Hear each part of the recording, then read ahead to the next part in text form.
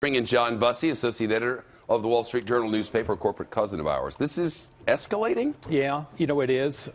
Look, the best case scenario is probably that Trump wants to rattle China, wants to talk about a lot with them, and this is a way to do that, to say that we're going to be talking about a lot of different issues. That's the best case scenario. We don't know because we don't have Donald Trump's policies. We don't know kind of whether this was a little bit of a spark, a one-off, or whether this was long-term and intentional. At a minimum, it does show that the president-elect, he's a deal maker, and no deal is ever, finished, right? You sort of are bargaining right down to payment date on the terms. This was a deal that was made in 1979. It was closed in 1979. There was recognition of China.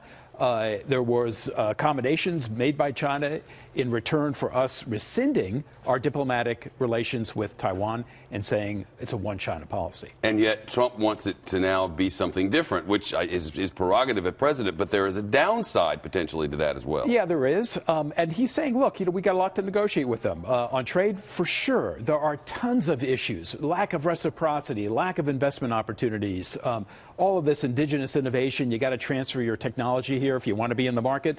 That was not part of the original understanding of the WTO with China. So there's a lot of really legitimate issues, national security issues, regional security issues.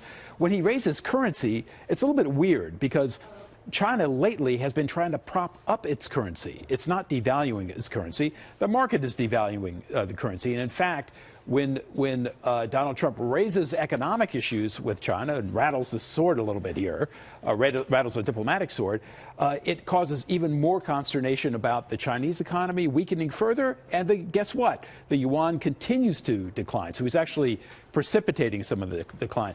China's trying to bolster it right now. It's buying dollars and selling yuan. So not sure that the currency manipulation's the real issue here. North Korea, China's kind of fraught over that issue as well.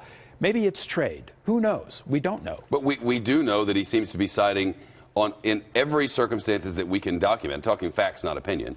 In every circumstance we can document, he sides with Putin and against China. Yeah, and remember, this was a campaign sort of run on issues related to China. You're losing your job to China. It's China's fault. It's our bad trade deals with China. So not surprising, maybe, that he kind of is coming out of the blocks with statements on China. No better way than to threaten the Chinese sanctity and control over Taiwan. Major domestic political issue in China. The population supports a one-China policy. Taiwan is part of China. So when you kind of poke this particular issue, it reverberates right down into the population, and the Politburo is going to get upset. Yep, hard to question that. Thank you very much, John Bussey. Nice to see you.